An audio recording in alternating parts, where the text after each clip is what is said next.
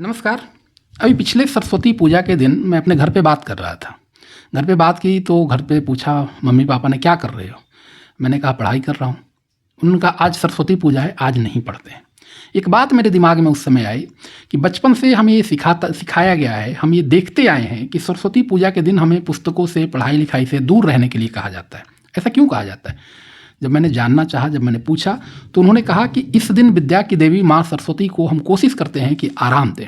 आप इस बात पे बहस कर सकते हैं, आर्गुमेंट कर सकते हैं, तर्क कर सकते हैं कि विद्या की देवी को आराम की क्या ज़रूरत है, लेकिन इसके पीछे, इसके संदर्भ में छुपे हुए मूल बात ये कि आराम की ज़रूरत सबको होती है। आप इसको इग्नोर नहीं कर सकते, इसको इनकार नहीं कर सकते। इस महत्वपूर्ण घटना से एक जो चीज़ मैं आज चर्चा में आपके लिए लेकर आना चाहता हूँ वो है रेस्ट की अवधारणा, यानी आराम का संदर्भ।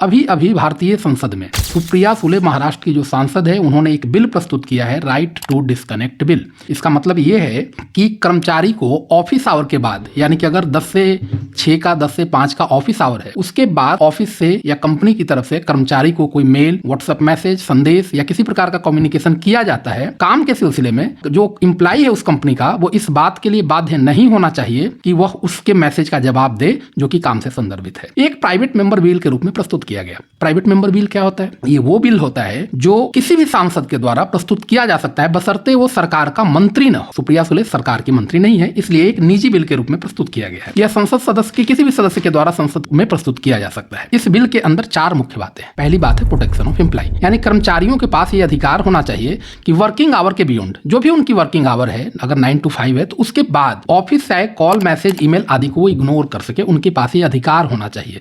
या छुट्टी के दिन, जो उनका हॉलीडे होता है, उस दिन भी ऑफिस से कॉल, मैसेज, ईमेल और व्हाट्सएप आदि का वो इग्नोर कर सके। यानी कि इस बिल का पहला प्रोविजन है प्रोटेक्शन ऑफ एम्प्लॉय, एम्प्लॉय की सुरक्षा करना। दूसरा इस बिल का महत्वपूर्ण प्रावधान यह है कि इसके अंदर दंड का प्रावधान नहीं किया है। अगर आप ऑफिस से कॉल, ईमेल, मैसेज आदि को इग्नोर करते हैं, उसका जवाब नहीं देते हैं, तो आपके ऊपर किसी भी प्रकार की पेनल्टी या दंड नहीं लगाया जा सकता है। ये दूसरा प्रोविजन है। तीसरा इस बिल के अंदर जो महत्वपूर्ण प्रावधान है वो है ओवर टाइम के लिए कंपेंसेशन का। अगर आपसे आपकी संस्था ओवर टाइम कराती है तो ये mutually agreed term and condition पे आपके पास ये अधिकार होगा कि आप ऑफिस आवर के बाद किए गए कार्य के लिए कंपनसेशन की डिमांड कर सके, और कंपनी के ऊपर यह जिम्मेदारी होगी कि वो आपको उस चीज के लिए कंपनसेट करे, यानी कर्मचारी को कंपनसेट करे। चौथी जो महत्वपूर्ण बात हुई है इस बिल के अंदर, ये बिल कहता है कि हमें एम्प्लॉय वेलफेयर अथॉरिटी बनानी चाहिए। ये वेलफेयर अथॉरिटी क्या होगी? एक ऐसा अथॉरिटी होगा, एक ऐसी बॉडी होगी जो एम्प्लॉय के अधिकार और इस कानून के लागू करने की प्रक्रिया में जो विसंगतियां हैं या जो प्रॉब्लम्स आ रही है उसके ऊपर ये निगरानी करेगी। तो बिल के अंदर 4 मुख्य बातें हैं। अब दूसरा समझने वाला बात यह है कि इस बिल की जरूरत क्यों पड़ी। आप ध्यान दीजिए, आज से 4-5 वर्ष पूर्व जब हम लोग कोरोना की त्रासदी को झेल रहे थे, कोरोना हमारे लिए एक अनप्रेसिडेंटेड, एक ऐसी चीज थी जिसका हमने पहले कभी महसूस नहीं किया था। जब कोरोना हमारे देश में आया, पूरी दुनिया में आया, तो हमारे वर्क कल्चर के अंदर बहुत से बदलाव, उसमें एक सबसे बड़ा बदलाव हुआ डिजिटल वर्क कल्चर का विकास। डिजिटल वर्क कल्चर क्या होता है? जिसका एक हिस्सा वर्क फ्रॉम होम है। हमने देखा कि हमारे घर के अंदर लोग लैपटॉप, टीवी, कंप्यूटर, मोबाइल लेकर बैठ गए और लगातार वहीं से उनकी सारी ऑफिस के काम चलते रहे। अब जब कोरोना खत्म हुआ तो कोरोना तो खत्म हो गया, लेकिन ये डिजिटल वर्क कल्चर वैसे ही एज इट इज चलता रहा। इस डिजिटल वर्क कल्चर के कारण एम्प्लॉय का वर्क आवर 24/7 होता चला गया और लोगों ने मान लिया कि न्यू नॉर्मल है, यानी कि अब आगे से ऐसा ही होता जाएगा। और इस पूरी प्रक्रिया में जो हमें सबसे महत्वपूर्ण चीज देखने को मिली, जिसका असर अब धीरे धीरे देखने को मिल रहा है, डिजिटल बर्नआउट। जो एम्प्लॉय हैं और खास करके उनके परिवार में जो उनसे जुड़े लोग हैं, वो उनके इस स्ट्रेस को महसूस करना शुरू कर चुके हैं। दिन भर स्क्रीन से चिपके रहने के कारण होता यह जा रहा है कि डिजिटल वर्क कल्चर ने कर्मचारियों के अंदर नींद और उससे जुड़े तमाम प्रकार की समस्याओं को पैदा कर दिया है। हम देखते हैं कि कर्मचारियों के अंदर आमतौर पे stress,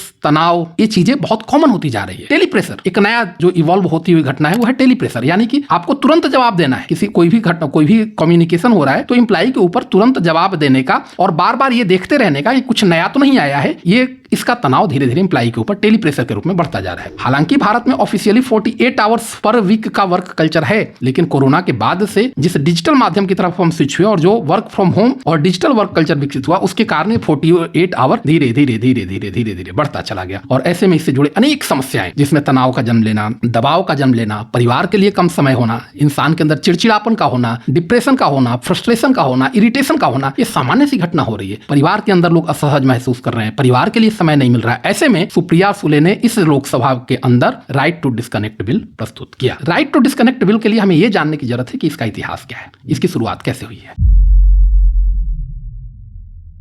right to disconnect bill की शुरुआत 2001 और 2004 में फ्रांस के सुप्रीम कोर्ट से दो महत्वपूर्ण फैसले आते हैं। फ्रांस की सुप्रीम कोर्ट के इस फैसले के आधार पे 2017 में फ्रांस की सरकार औपचारिक रूप से एक बिल कोडिफाई करती है। फॉर्मली एक बिल को कोडिफाई किया जाता है और उस बिल का नाम रखा जाता है अल खोमरी लॉ। अल खोमरी लॉ फ्रांस के अंदर 2017 में एक कानून आता है और उस कानून के अंदर ये बात कही गई थी कि राइट टू डिस्कनेक्ट होगा और ये कानून उन लोगों पर लागू होगा जहां कंपनियों की स्ट्रेंथ 50 या उससे ऊपर है, यानी कि मिनिमम 50 इंप्लॉय अगर कंपनी के अंदर काम करते हैं तो राइट टू डिस्कनेक्ट बिल लागू होगा। फ्रांस से यह अवधारणा की शुरुआत होती है और इसका विकास इटली, स्पेन, बेल्जियम, पुर्तगाल, आयरलैंड, मैक्सिको और ऑस्ट्रेलिया में होता है। 2021 में यूरोपीय यूनियन का संसद, जो ईयू का संसद है, वो भी एक संकल्प पारित करता है, वो भी एक राइट टू डिस्कनेक्ट के पक्ष में एक फैसला पारित करता है और अपने मेंबर्स नेशन से, यूरोपियन नेशंस के 28-29 मेंबर नेशन से उनसे रिक्वेस्ट करता है, उनसे आग्रह करता है कि आप भी राइट टू डिस्कनेक्ट को एक कानून की तरह अपने ऑफिस में लागू करें। लेटेस्ट घटना अभी ऑस्ट्रेलिया से है। 26 अगस्त 2024 को ऑस्ट्रेलिया में राइट टू डिस्कनेक्ट कानून का पारित किया जाता है। एक क्रांतिकारी घटना पूरे दुनिया के स्तर पर देखने को मिलती है और ऑस्ट्रेलिया का कानून इसलिए भी ऐतिहासिक है कि उन सारी कंपनियों को अपने अधिकार में लेता है जहां मिनिमम 15 या उससे अधिक एम्प्लॉय काम कर रहे हैं। यानी कि जहां फ्रांस 50 कर्मचारी वाले कंपनियों पर राइट टू डिस्कनेक्ट बिल लागू करता है, वहीं ऑस्ट्रेलिया इसे 15 कंपनियों तक लेकर आता है। भारत के संदर्भ में इसकी क्या स्थिति है, यह भी जानने की जरूरत है। भारत में अक्टूबर 2025 में केरल की विधानसभा में एक बिल लाया गया। केरल की विधानसभा में यह बिल लाया गया और उसमें कहा गया कि हमें वर्क लाइफ को मैनेज करने की जरूरत है। अब वर्क लाइफ के मैनेज करने की इस डिबेट में केरल की विधानसभा भारत में सबसे आगे निकलती है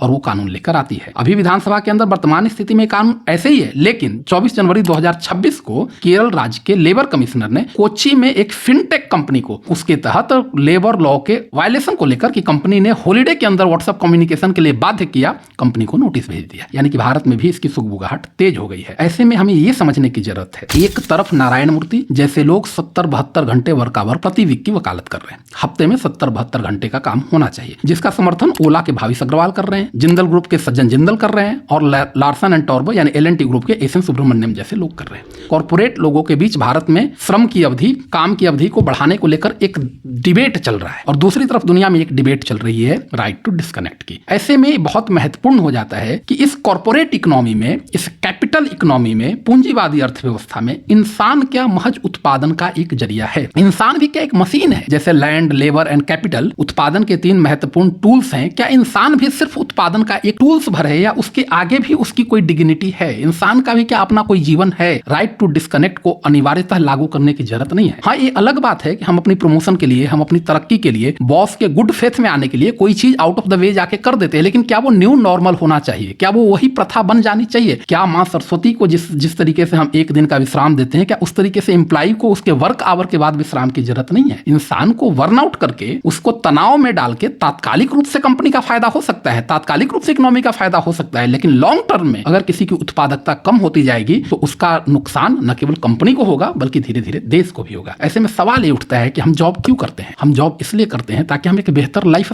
स्टाइल जी सके। हम जॉब इसलिए करते हैं ताकि हम अपने मुल्क को अपनी उत्पादकता और अपने स्किल से और आगे ले जा सके। लेकिन जब वही कंपनी, वही मुल्क हमारे जीवन पे असर डालने लगता है, हमारे लाइफ स्टाइल को प्रभावित करने लगता है, जब हमारा जॉब एक साइलेंट किलर बन जाए, ऐसे में बहुत जरूरी हो जाता है कि राइट टू डिस्कनेक्ट पे चर्चा की जाए। राइट टू डिस्कनेक्ट का मतलब वर्क आवर के बाद कम्युनिकेशन से दूर जाना और अपने परिवार को समय देना, अपने लोगों को समय देना और एक अधिकार के रूप में इसका लागू किया जाना। अगर कोई कंपनी फोर्स करती है तो उसके अगेंस्ट प्रोटेक्शन का मौजूद होना। सुप्रिया सुले ने इस बिल को लाया है, जिसका समर्थन शशि थरूर ने भी किया है, जिसकी बात ऑस्ट्रेलिया में भी हो रही है, जो बात फ्रांस में बहुत पहले लागू हो चुकी है। जरूरत है इस पर व्यापक चर्चा हो और इसको लेकर आगे बढ़ाया जाए। नमस्कार, धन्यवाद।